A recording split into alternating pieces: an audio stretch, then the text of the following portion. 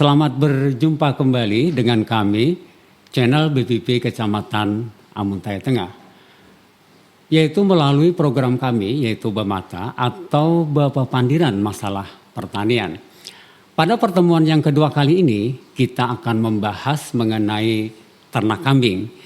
Kita tahu bahwa ternak kambing biasa dipelihara atau biasa diternakan di daerah dataran tinggi yang hamparan rumputnya itu sangat banyak sehingga mudah dilepas liarkan, mudah digembalakan untuk memenuhi pakannya setiap hari. Namun tidak menutup kemungkinan ternak kambing ini juga bisa dipelihara atau bisa juga diternakan di daerah dataran rendah atau hamparan lahannya itu selalu tergenang air atau lahan basah. Pertanyaannya adalah, apakah beternak kambing di daerah rawa tersebut bisa tumbuh dengan sehat, bisa berkembang dengan baik? Untuk membahas tentang itu, sengaja kami mengundang salah seorang narasumber yang kompeten di bidangnya, yaitu Bapak Dr. Hewan Ikumang Agus Chandra. Beliau bekerja sebagai pegawai negeri sipil di Dinas Pertanian Kabupaten Hulu Sungai Utara, Seksi Kesehatan Hewan, Bidang Kesehatan Hewan Kesmapet ya Pak? Kesmapet, ya. Selamat pagi Pak Komang, apa kabar? Selamat pagi, kabar baik. Pak Komang, ya. Terkait dengan kesehatan hewan, baik itu ternak besar, ternak unggas, ini program-program dari Dinas Pertanian untuk tahun 2024 ini apa-apa saja Pak Komang? Oh ya, baik. Terima kasih waktunya. Kami mewakili bidang Keswan dan Kesmapet. Jadi program untuk pelayanan kami murni untuk pelayanan kesehatan hewan. Iya Pak. Jadi untuk pelayanan itu tidak menutup kemungkinan, intinya dia terkait masalah ternak. Nah, ternak itu segala bentuk budidaya hewan yang dikonsumsi oleh manusia. Itu kata kuncinya. Iya. Jadi ternak yang ada sekarang ini adalah hewan besar. Yang ternak hewan kecil juga. Kalau ternak besar itu kerbau sapi, ternak kecil itu kambing, domba, dan unggas. Nah, itu yang perlu digini. Nah, sekarang ini kita mulai untuk melakukan pengamatan untuk kedepannya seperti apa untuk tindak lanjut nanti untuk penanganan baik itu vaksinasi, pengobatan gitu Pak. Iya. Ini Pak Komang, dari segi pelayanan di bidang seksi kesehatan hewan ini, apa-apa saja yang bisa diberikan pelayanannya kepada masyarakat Pak? Baik. Kami untuk pelayanan, kami ada hotline kami. Iya. Hotline untuk pelayanan kesehatan hewan itu di nomor 0852 1962 0606. Nah, itu memang untuk tindak lanjut masyarakat seandainya ada keluhan terkait masalah kesehatan hewan, ya bisa menghubungi nomor itu. Jadi bisa menghubungi nomor itu ya Pak ya. Ya, adapun kegiatan yang perlu diberikan nanti bisa nanti seandainya pelayanan kami adalah melakukan pengamatan terkait di mana ada kasus, artinya masyarakat sana ada laporan kejadian penyakit yang sifatnya mati mendadak bisa dilaporkan di sana. Nah, itu lakukan pengamatan. Kedua, mengenai pengambilan sampel juga ada. Sana ada kasus sama juga kita datang ke lokasi untuk mendiagnosa kira-kira arahnya kemana penyakit ini. Nah, penyebabnya apa? Nah di situ yang dilakukan. Di samping itu juga dilakukan tindakan-tindakan yang sifatnya preventif, vaksinasi, lakukan penyemprotan kandang. Di samping dilanjutkan itu adalah pengobatan. Nah, pengobatan yang murni kita harus datangin di sana. Pak. Ya gitu Pak. Gini Pak Komang, untuk kita bisa mendapatkan pelayanan dari seksi kesehatan hewan, ini ada syarat-syaratnya ya Pak kira-kira? Untuk tahun ini kita melakukan untuk pelayanan itu murni lebih cenderungkan karena lebih ke kelompok ternak, lebih difokuskan, lebih difokuskan untuk kelompok-kelompok tani atau ternak yang sifatnya yang sudah tergabung di Gapoptan Pak. Nah, itu untuk memudahkan kami untuk mendata. Kalaupun mandiri biasanya itu agak sulitnya kita menghubungi. Nah, itu kendala-kendala kami biasanya masyarakat mandiri yang pelihara ternak. Nah, tidak menutup kemungkinan, artinya kita juga melayani karena dia teman-teman kita yang ternak adalah masyarakat mandiri. yang sifatnya ingin memajukan di dunia peternakan gitu. Nah, kita mengakomodir di sana. Untuk sementara poin pertama adalah target kami adalah di kelompok ternak gitu. Tapi syaratnya itu apakah kelompok ternak itu secara mandiri atau berkelompok, bagaimana Pak Komang? Ya, kalaunya berkelompok intinya sih kami ada anggota yang sifatnya mengikuti kelompok di sana. Kalau yang kelompok yang sifatnya mandiri ini menjadi PR kita bersama karena teman-teman yang mandiri yang satu desa seandainya itu kan banyak kejadian di sana. Satu desa dia punya ternak kambing seandainya. Nah, di sana dia pingin bikin kelompok. Dia nggak bisa, sedangkan aturan mungkin nggak bisa di lain desa kan digabung jadi satu. Nah, itu menjadi PR kita nanti untuk teman-teman yang sifatnya atau rekan-rekan yang peternak yang pingin karena kita melayani di kelompok, gimana caranya untuk kelompok yang sifatnya biar dua desa yang berdekatan yang bisa jadiin satu kelompok gitu loh. Nah, itu menjadi PR kita untuk kedepannya, mungkin PR untuk Dinas Pertanian mungkin. Memang Pak Komang, untuk ternak besar ini memang agak kesulitan. Kan yang beternak besar ini kadang-kadang satu desa cuma 2-3 orang. Kan kalau kita membuat kelompok kan harus persyaratannya itu harus ada 10 atau 15 orang peternak. Ini gimana Pak Komang mensiasatinya agar supaya peternak kita itu bisa terlayani dari bidang seksi kesehatan hewan? Terima kasih. Kalau untuk regulasi itu sebenarnya itu perlu kita bicarakan karena dunia untuk organisasi kelompok itu kan ada mungkin di persyaratan dari penyuluh BPP, mungkin dari teman-teman peternakan juga yang ikut bergabung di sana. Secara umum mungkin kami gambarkan bahwa untuk pelayanan kami sebenarnya tidak menutup kemungkinan untuk kelompok dan mandiri. Artinya semua terangkum karena sifatnya untuk pelayanan kesehatan hewan tidak menutup kemungkinan satu ternak. Satu ternak nih Pak, kata kuncinya satu ternak yang tidak terlayani akan menyebarkan penyakit ke tempat lain. Nah, itu yang menjadi kunci kita dalam dunia kesehatan baik hewan manusia, mungkin salah satu itu. Makanya dimanapun ada lokasi yang terbilang artinya ada agen penyakit itu harus ditanggulangi. Nah, pakai ring kami itu ada ring 5 kilo, ada 10 kilo. Nah, itu yang difokuskan. Nah, terkait masalah bagaimana cara sifatnya kelompok itu berdekatan Nah, kita harus duduk bareng. Karena aturan dari pusat mungkin harus berapa orang dan dalam satu lokasi. Nah, itu yang perlu kita akomodir masyarakat. Nah, gimana caranya untuk mengatur aturan itu? Pak Komang, kalau kita beternak di daerah rawa, ini identik dengan kandang ya Pak. Tanpa kandang kan kita tidak bisa pelihara ternak Saya ingin tanya Pak Komang, kandang yang memenuhi standar kesehatan itu yang bagaimana Pak Komang kira-kira itu? Baik. Kalau seandainya untuk standar, nah standar memang disebutkan banyak literatur menyebutkan kandang-kandang yang normal yang sifatnya dibikin. Karena di dunia kami di kesehatan hewan itu berkaitan sekali dengan manajemen perkandangan Nah, tipe kandang yang dibuat tergantung dari wilayah lokasi di tempat pemeliharaan.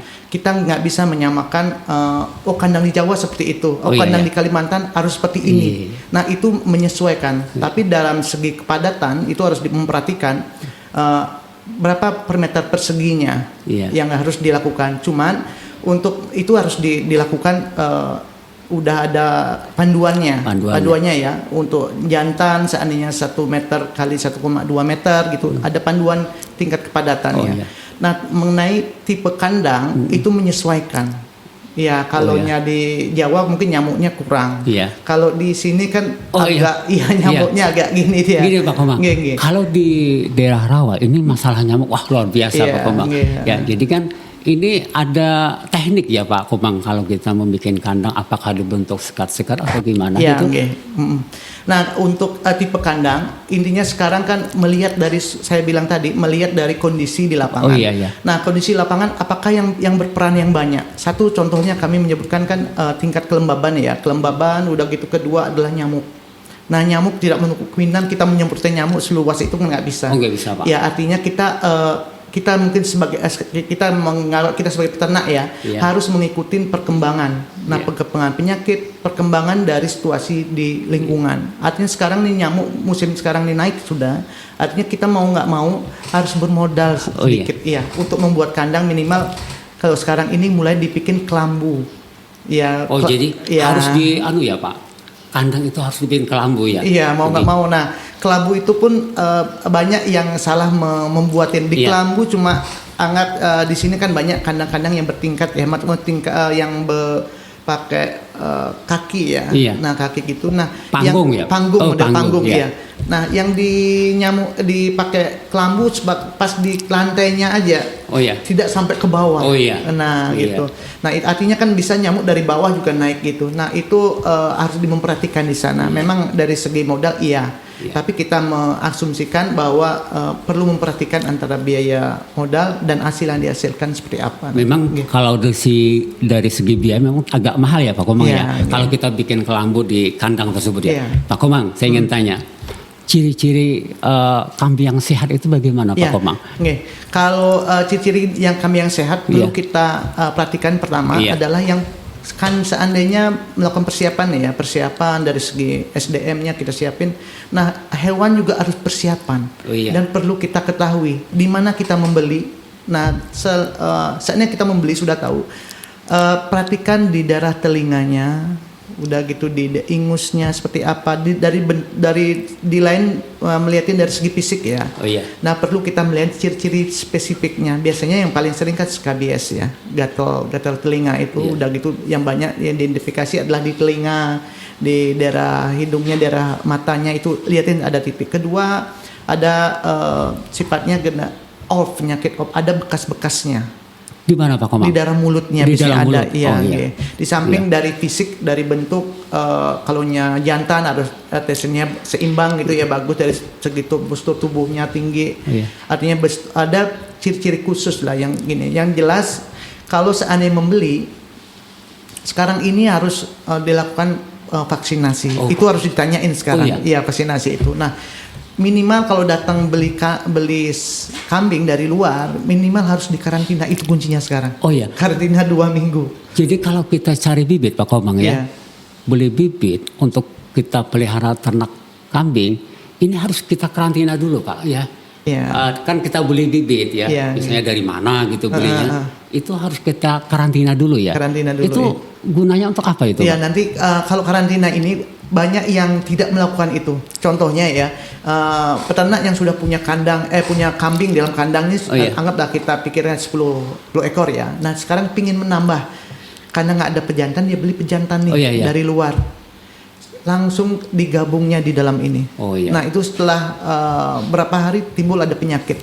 Nah itu yang perlu diperhatikan. Banyak yang tidak melakukan itu. Jadi kalau saya membeli untuk dikarantina, fungsi karantina karena penyebaran penyakit, masa inkubasi itu masa penyakit itu masuk ke dalam tubuh dan menimbulkan gejala. Nah itu masa inkubasi itu rata-rata di hewan itu 1 sampai 14 hari. Nah itu untuk mencari apakah timbul gejala penyakit atau enggak. Makanya dilakukan karantina. Karantina dulu. Ya itu. Pak Komang. Awal-awal ya Pak Komang ya. Awal-awal begitu kita mau memasukkan ke kandang untuk memelihara kambing ya, kan kita sudah bikin kandang. Jadi awal-awal begitu kita beli bibit, awal-awal untuk kita memasukkan ke kandang, langkah-langkah apa aja Pak Komang harus kita lakukan? Jadi beberapa hal yang mungkin diperhatikan untuk persiapan itu. Jadi tahap persiapan tuh ada. Pertama adalah kita mempersiapkan diri kita. Diri kita kalau seandainya melihat pingin pelihara gini ya ternak kambing seandainya, minimal ada literatur lah kita. Artinya ada wawasan. Wawasan itu penting. Jadi nggak mau pada pembagian seandainya. Paling tidak ada pengalaman ya. Pengalaman. Kalau belum ada pengalaman bisa sharing bisa belajar gitu nonton broadcast ini ya. Nah, jadi ada pengalaman jadi di sana. Jadi pengalaman bisa ditanyain di dinas, bisa datang langsung Bisa untuk mencari literatur minimal kayak apa sih ternak kambing ini dilakukan seperti apa cara pemeliharaan itu pertama. Kedua adalah sistem manajemen kandang. Kandang harus memperhatikan dari segi kelembaban. Pengaruh sekali. Karena ada hubungannya, ada tiga rantai antara agen penyakit, lingkungan, dan ternak. Itu saling berkaitan itu. Nah itu harus diperhatikan. Jadi lingkungan seperti apa tempatnya. Kalau lembab gimana caranya? Biar matahari itu masuk. Nah, tipe kandang yang seperti apa yang disekat-sekat diperhatikan di sana. Perlu harus ada, nggak di dunia kambing aja, dunia perunggasan sama juga. Antara kelembaban harus kita perhatikan. Cahaya masuk seperti apa, di mana cahaya masuk, tipe kandang arahnya kemana. Matahari kalau seandainya dia menghadap ke melintang terbit matahari melintang itu kan panas terus, dia panas pagi, panas siang dia. Nah, artinya nanti akan timbul penyakit, Pak. Pak Komang. Pak Komang kan sering keliling ya. Lihat-lihat kandang ternak kambing ya di mana-mana kan. Tidak hanya di Amuntai Tengah, di kecamatan-kecamatan lain, Pak Komang. Menurut Pak Komang, standar kandang ternak yang ada di HS ini di mana menurut Pak Komang? Mungkin rata-rata ya. Rata-rata mungkin ada yang bagus ada. Tapi secara umum masih belum memperhatikan di sana. Karena sistem perkandangan di sini masih sistem tradisional yang sifatnya pakai sistem koloni. Koloni itu digabung jadi satu. Nah, koloni jadi satu sangat agak ribet ya. Kalau satu kena semua. Biaya pengobatan lebih tinggi dia. Nah, itu yang agak sulit sedikit, perlu menjadi catatan di sana. Nah, tipe-tipe kandang di sini, satu dari segi hewannya agak sulit ya untuk perkembangannya yang bagus. Kedua dari segi untuk pelayanan kami. Kalau kami sifatnya agak sulit. Ada salah satu di kecamatan saya nggak sebutin itu kami kayak model kandang tertutup semua. Masuk harus dibuka pakai gini, harus pakai palu untuk membuka itu. Nah, itu kan menyulitkan dari petugas yang sifatnya untuk melakukan pelayanan. Mau nggak mau karena pelayanan harus mendekatin di hewannya, menyuntik itu. Nah, sulitnya di sana banyak yang tidak memperhatikan kandang-kandang yang sifatnya yang bagus dan layak untuk hewan dan layak nanti untuk memudahkan kita memberikan pakan, memberikan pakan untuk pelayanan. Nah, itu yang perlu memang perlu biaya ya, membuat kandang yang tipe-tipe yang sekat-sekat seperti itu. Pak Komang, saya ingin tahu juga Pak Komang ya, kalau seandainya di dalam kandang itu ada ternak yang sakit, ini apa yang harus kita lakukan Pak Komang? Seandainya kan dalam satu kandang ada 7 ekor kambing misalnya. Dalam 7 ekor kambing ternyata ada satu yang sakit. Apa yang kita lakukan Pak Komang? Pertama yang dilakukan adalah kalau kita lihat pertama ya ada gejala itu minimal satu harus di karantina, dipisahkan. Berarti Pak Komang gini. Kalau menurut Pak Komang begitu, kita harus bikin kandang baru ya Pak Komang. Kan untuk khusus karantina. Kan gini, kita bikin kandang untuk pelihara kambing, terus kita bikin lagi kandang untuk karantina. Jadi harus bikin dua Itu yang bagusnya ya Pak Komang ya. Kalau ideal memang seperti itu. Karena penularan terutama kambing sangat rentan kalau dia bersentuhan atau karena penularan kayak flu gitu ya. Nah, kalau sifatnya memang di aturan itu memang berjauhan. Nah, kadang-kala kalau seandainya pun tidak ada lahan, kan di sini lahan nggak ada seandainya gitu ya, mungkin keterbatasan gininya lahan, jadi di kandang tuh bisa dipakai, tapi jangan sampai bersentuhan langsung. Kadang-kadang ada disekat, dipisahkan, memang dipisahkan, tapi sekatnya masih bersentuhan. Masih bisa Pak Komang ya. Nah itu harus diperhatikan. Udah gitu arah angin juga diperhatikan. Karena jadi angin juga menentukan ya Pak Komang ya. Jadi kan contohnya angin ini datang dari depan sini. Udah gitu ada yang sakit dalam koloni di sini. Yang sakit ditaruhnya di sini. Otomatis dia kena imbas dari yang sakit. Minimal dia yang sehat di sini, yang sakitnya karantinanya di sini. Di arah angin kita perhatikan kan bisa memperhatikan. Nah itu tergantung kalau kita lingkungan juga. Berarti gini Pak Komang, walaupun kita tidak bikin kandang khusus karantina, yang penting ada sekat ya. Yang penting sekat itu tidak bisa bersentuhan ya Pak. Jadi satu hal yang tadi mungkin poin pertama adalah di karantina dipisahkan. Kedua adalah hotline kami telepon. Cari dokter hewannya yang bisa dihubungkan, ada nomor tadi ya. Disebutkan mungkin nanti disampaikan di sana. Menghubungi di sana. Kami masih jam kerja, kami bisa melakukan pelayanan langsung nanti. Kami akan komunikasi nanti sama gini untuk melakukan pengamatan penyakit apa yang mengenai di sana dan melakukan pengobatan gitu. Pak Komang, terkait dengan penyakit ternak kambing tadi, penyakit yang umum saja Pak, yang umum saja yang biasa menyerang kambing itu apa kira-kira? secara umum di Amuntai ini paling sering ya pertama adalah skabies yang gatal ya. Iya. Nah, Gatal-gatal ya. Gatal-gatal itu skabies ini termasuk penyakit zoonosis. Gini, gatal-gatal itu Pak Komang bentuknya seperti apa sih? Bentuknya ya. Oh, iya. Kalau ada bercak-bercak atau gimana gitu ya? Kalau di kambing itu gejala klinis kelihatan dia, kayak model berbunga, warna kecoklatan dia. Memang dia menggaruk. Kalau di manusia kena gatalnya minta ampun, biasanya di kucing ada juga biasanya. Dan itu dia harus dilakukan secara injeksi. Nah, karena parasit tersebut dia masuk di bawah kulit dia. Iya. Di bawah, nggak kelihatan, kasat mata nggak kelihatan. Jadi mau nggak mau kalau udah hewan kena itu minta ampun dia. Okay.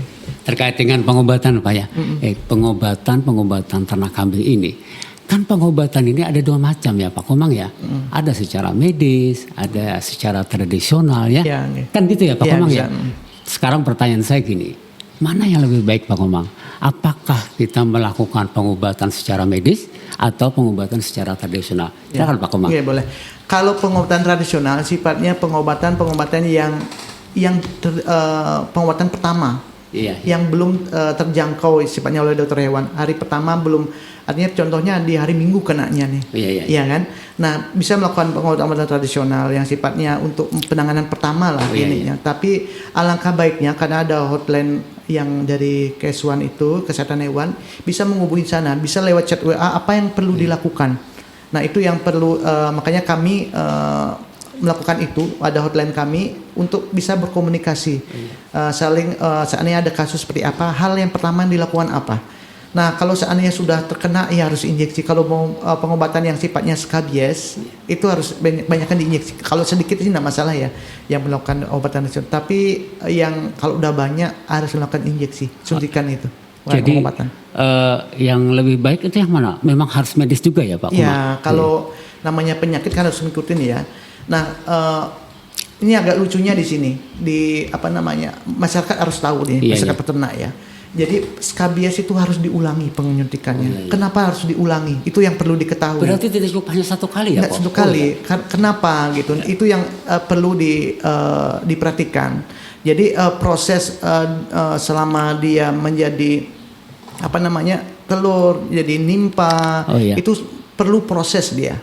Nah, seandainya dia menyerang di unggas itu ya, di ternak kambing, dia akan berubah jadi turun jadi telur, jadi nimpa.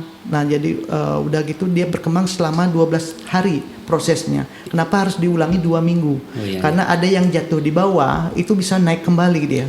Makanya perlu diulangi. Nah, proses dari parasit ini itu perlu proses untuk menyerang kembali yang di lingkungan seandainya belum terbersihkan di lingkungan yang ada di sana, itu menyerang kembali, makanya ada pengulangan di 2 minggu di 14 harinya.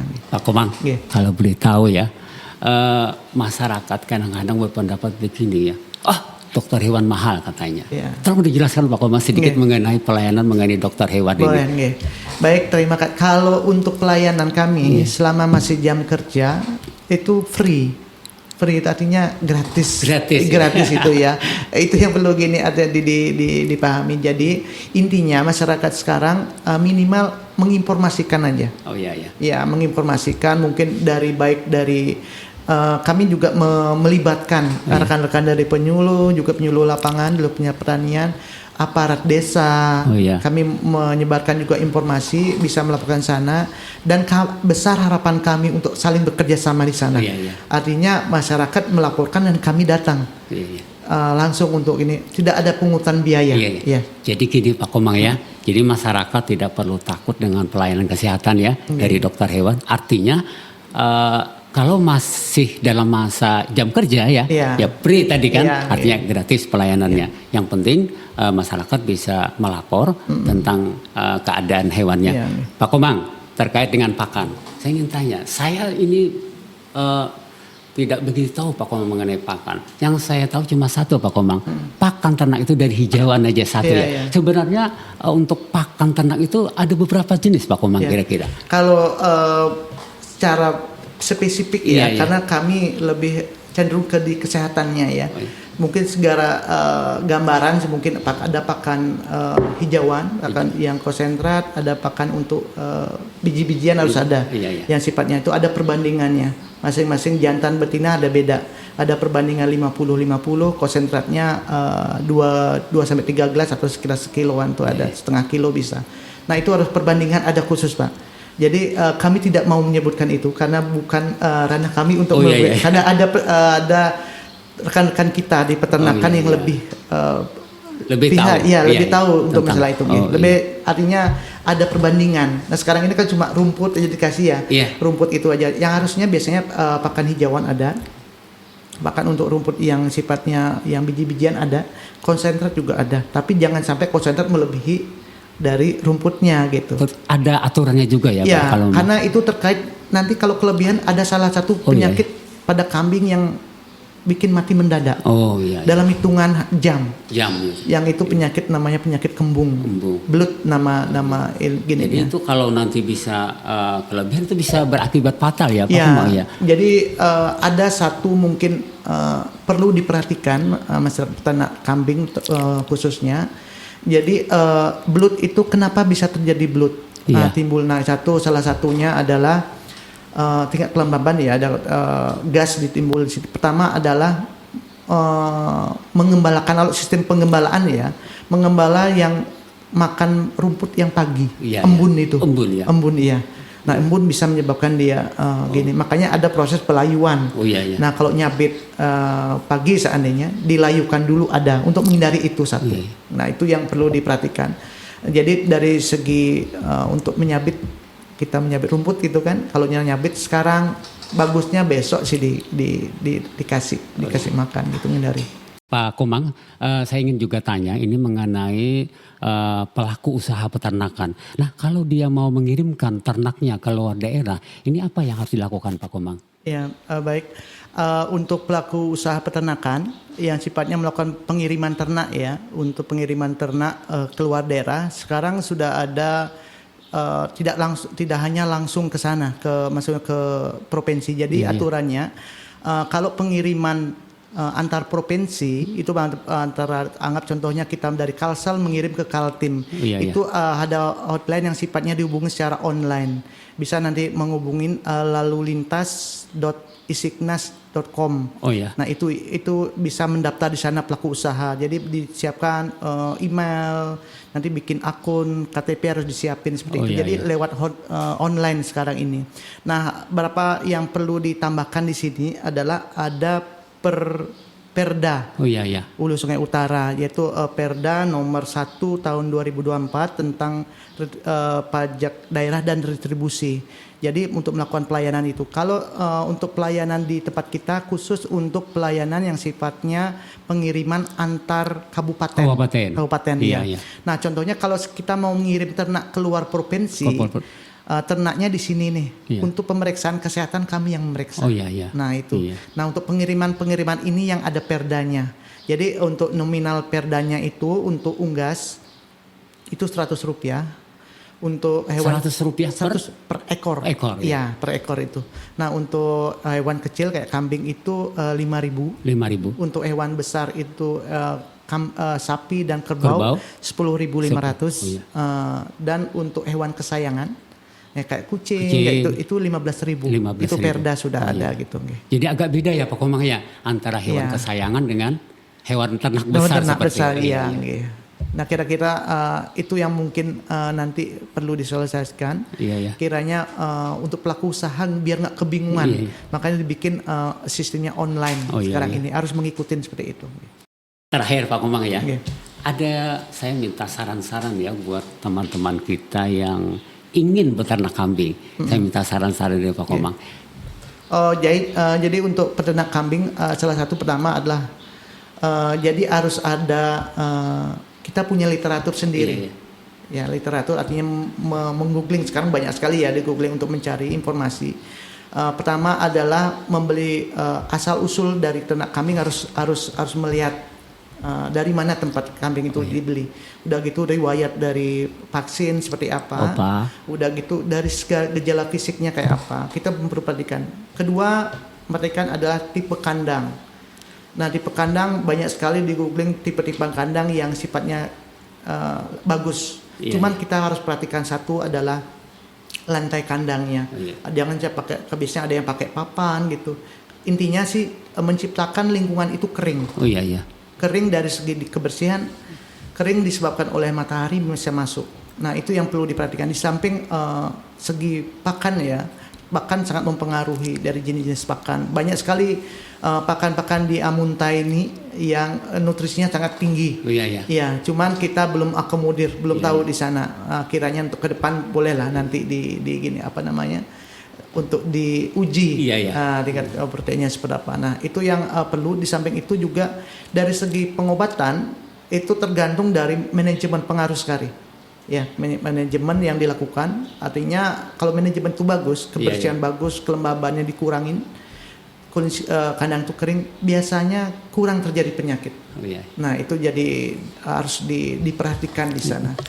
Kiranya nanti untuk ke depan, kiranya Amuntai ini sebagai sumber pinginnya kita ya. Iya iya. Rekan-rekan di peternakan pinginnya jadi sumber ternak kambing. Cuman satu menjadi catatan adalah untuk ternak kambing karena di sini agak lembab, agak dingin ya, juga di samping juga nyamuk banyak. Iya, Biasanya ternak domba yang agak bertahan. Iya iya. Iya, itu yang lebih banyak dipakai. Iya, karena domba ini kan bulunya tuh agak Ya, tebal betul, ya. nggih. Jadi itu. Terima kasih Pak Komang atas kehadirannya di program kami yaitu Bemata. Semoga pertemuan kita kali ini membawa manfaat untuk para peternak kambing yang ada di Hulu Sungai Utara ini dan masyarakat pada umumnya ya. Iya. Terima kasih, mudah-mudahan ada manfaatnya pertemuan kita kali ini. Baik pemirsa, itu tadi perbincangan kami dengan Bapak Dr. Hiwan I. Komang Agus Chandra mengenai ternak kambing yang biasa dipelihara di berbagai daerah di Kabupaten Hulu Sungai Utara dan sekarang sudah mulai marak diternakan di daerah-daerah rawa khususnya di Kecamatan Amuntai Tengah ini. Demikian pertemuan kita. Terima kasih. Sampai jumpa. Wassalamualaikum warahmatullahi wabarakatuh.